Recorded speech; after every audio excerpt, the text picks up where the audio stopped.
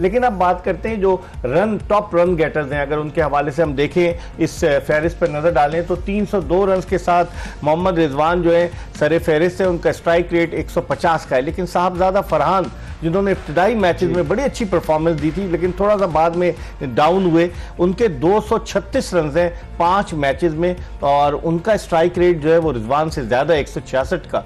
James Vince का strike rate 157, फखर जमान 157 और Usman Khan 212 run बना चुके हैं। उस्मान खान चाहे इनका बैटिंग स्टाइल अनऑर्थोडॉक्स क्यों ना हो लेकिन उन्होंने रन स्कोर किए। यूनुस कैसे देखते हैं इस टॉप 5 बैटिंग गेटर्स में जो टॉप बैटिंग गेटर जो है ना, इसमें एक अच्छी बात है कि देखें 1 2 3 4 जो है ना हमारे अपने बैटर्स हैं, तो ये एक अच्छा साइन है सिवाय जेम्स विंस के। ठीक है, चले मोहम्मद रिजवान जो है वो इंटरनेशनल पे रेगुलर खेलते हैं, साहबजादा फरहान भी इसी तरह है, फखर जमान भी हैं, उस्मान खान भी हैं। लेकिन चले अच्छी बात है कि ये नहीं है कि उसमें कोई गैर मुल्की मैं वैसी कोई बात नहीं कर रहा हूं, लेकिन ये कि बाहर वाले आते हैं वो कंडीशंस के साथ अपने आप को एडजस्ट करते हैं। तो मेरे ख्याल से अच्छी बात है कि जिस तरह मोहम्मद रिजवान ने यहाँ पे 302 रन किए हुए 6 मैचेस में 105 रन का हाईएस्ट है, एवरेज उनका 75.50 का, स्ट्राइक रेट 150.24 का है। इसी तरह साहबजादा फरहान की बात करें तो अमेजिंग क्रिकेट खेल रहे हैं।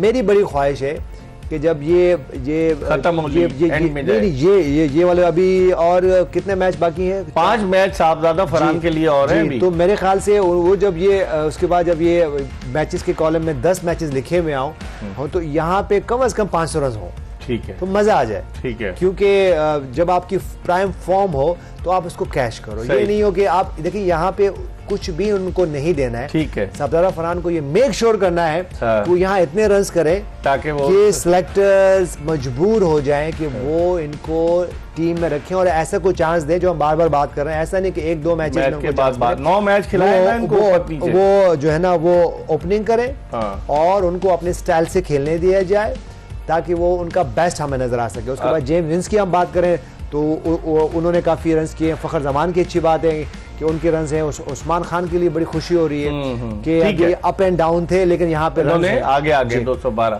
खुर्रम, आप एज अ बैट्समैन कैसे देखते हैं साहबजादा फरहान जिस तरह से उन्होंने शुरू किया रावलपिंडी में रन की? लास्ट ईयर तो आपको पता है इससे पहले उस्मान खान ने भी जबरदस्त किस्म के रन किए थे, लेकिन अब इस दफा आप समझते हैं कि 500 पे पहुंच जाएंगे बैट्समैन? अभी मैचेस काफी बाकी हैं।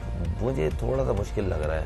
क्यों? पूरा टूर्नामेंट रैप अप हो ना तो बहुत ही अच्छी फॉर्म किसी की रही एंड तक तो 5 साढ़े 500। इसकी रीजन ये जिस तरह का आप स्क्वायर रिएक्ट कर रहा है, विकेटें फास्ट बॉलर को सपोर्ट कर रही है और स्पेशली 6-8 ओवर बॉल खेलना मुसीबत एक्सपोज हो, बड़े बड़े नाम एक्सपोज हो रहे हैं। तो इस वो लास्ट ईयर वाली पिचेस 250 पे 250 हो रहे थे और ऐसी थ्रू द लाइन आप आके शॉट्स खेल लेते, मतलब कमाल क्रिकेट हो रही थी। शीशा पिच थी, शीशा कह ले, हाँ बिल्कुल सही लफ्ज इस्तेमाल किया, शीशा पिच थी।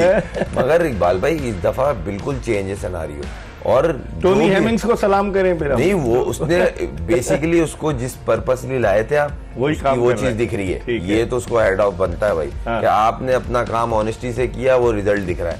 मगर अब अगर रन की बात कर रहे हैं ना 500 साढ़े 500 जो पूरा टूर्नामेंट रैप अप होगा ना तो टॉप रन गेटर, लेकिन जिस तरह की पिचेस आप कह रहे हैं कि टॉप रन गेटर फिर कैसे 500 तक? लास्ट ईयर वाली होती है 600 पे खत्म हो जो टॉप रन गेटर होगा।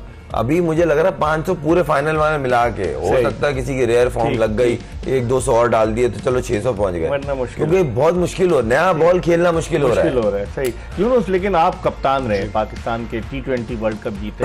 अगर इन 6 की 6 टीमों के कप्तानों के हवाले से मैं आपसे बात करूं, अब जो मैचेस हुए कौन सा कप्तान ऐसा था जो आपको मुतासिर करने, जो आपको नजर आया कि वो कुछ ना कुछ कर रहा है, चाहे मोहम्मद रिजवान हो, बाबर आजम हो, शादाब खान हो, सऊद शकील हो, फिर डेविड वार्नर हो और एक और 6 कप्तान है ना, कौन सा ऐसा कप्तान आपको नजर आ रहा है कि जो वाकई में जिसने एज अ कैप्टन अपनी अथॉरिटी को मनवाने की कोशिश की? देखिए, जो आप फ्रेंचाइज क्रिकेट खेलते हो तो उसमें अथॉरिटी की तो बात ही नहीं है ना। आपके पास देखें इसमें सबसे इम्पोर्टेंट ये है कि आपके पास टीम अच्छी पिक हो जाए। शाहीन शाह अफरीदी को भूल गया, वो भी कप्तान। आपकी टीम अच्छी पिक हो जाए। इस वक्त तो अगर हम बात करें तो इस फेज में इस्लामाबाद यूनाइटेड बहुत टॉप पे है, उन्होंने ज़बरदस्त परफॉर्मेंस की हुई है अब मेरे ख्याल से ये सिर्फ एक कैप्टन का रोल नहीं होता। और इस्लामाबाद की टीम की परफॉर्मेंस की मैं बात करूं तो उसमें सिर्फ कैप्टन का रोल नहीं है। तो लोग तो कहना शुरू कर देंगे ना कि शादाब को हमको देखिए ये तो लोग तो बहुत कुछ कहेंगे ना। आप लॉबीज भी तो काम करती है, लॉबीज भी देखिए लॉबीज में सिर्फ पाकिस्तान में काम नहीं करती, तो हर जगह काम करती है। पाकिस्तान में ज्यादा नहीं होता? नहीं, ऐसा नहीं है, ऐसा कुछ भी नहीं, ऐसा कुछ भी नहीं है, ऐसे हर जगह ऐसी होती है। लॉबीज तो इसी तरह बनते हैं। आपको क्या लगता है कि अड़ोस पड़ोस में ये जो टॉप की टीम जो हमारे पड़ोस में खेलती है, वहाँ लॉबीज काम नहीं करती? गोरों के यहाँ लॉबीज काम बिल्कुल करती है, हर जगह करती है, ऐसा नहीं है। अच्छा, ऐसा कहीं भी नहीं है, ऐसा कुछ नहीं होता कि हम देखिए हमें बड़ा आसान है ना, पाकिस्तान में हो जाता है ऐसा नहीं है।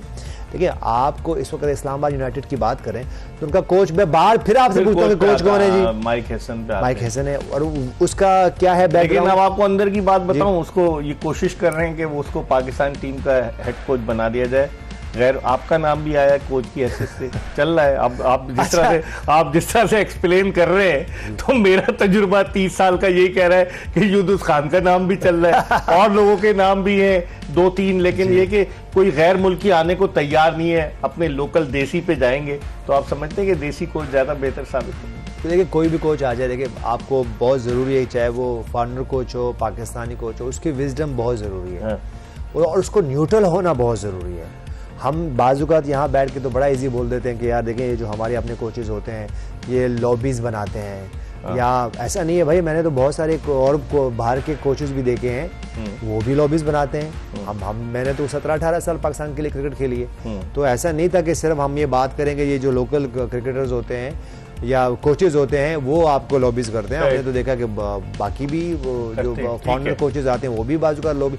मेरे हिसाब से आपके पास कोई ऐसा कोच आए, चाहे वो आपका लोकल कोच हो चाहे वो फॉरेनर, उसकी एज ऐसी हो और उसने खुद क्रिकेट भी अच्छी खासी खेली हुई हो उसको, और उसको पता भी हो कि उसको कोई अनसिक्योरिटी ना हो कि मैं तो जी सिर्फ फर्स्ट क्लास का प्लेयर रहा हूँ। मैं ये बिल्कुल भी नहीं कह रहा हूँ कि फर्स्ट क्लास का जो क्रिकेटर होता है अच्छा कोच नहीं होता, या जो इंटरनेशनल कोच जो बहुत सारी क्रिकेट खेला होता है जो क्रिकेटर, वो अच्छा या बुरा कोच हो सकता है। ऐसा नहीं है, वो अच्छा भी हो सकता है और वो उसको बाज़-औक़ात अपनी कोई प्रायोरिटी सेट हुई होती है, उसके मुताबिक वो डिलीवर नहीं कर पाता। तो मेरे ख्याल से आपके पास कोई ऐसा कोच होना चाहिए कि जो कि बहुत ज़्यादा वाइज हो, उनको पता हो कि मॉडर्न एरा में क्या फिटनेस है, क्या टेक्निक है, क्या प्लेयर्स होना चाहिए, क्या आपकी बॉडी लैंग्वेज होनी चाहिए, क्या आपकी थिंकिंग, क्या आपकी टैक्टिस होने चाहिए। हमने देखे हैं ऐसे बड़े कोचेज जो कि सब बॉक्सेस टिक करते थे और अच्छे कोच भी थे, अच्छे खुद कैप्टन भी रहे, फिर प्लेयर भी रहे और अच्छे कोचिंग कर सके।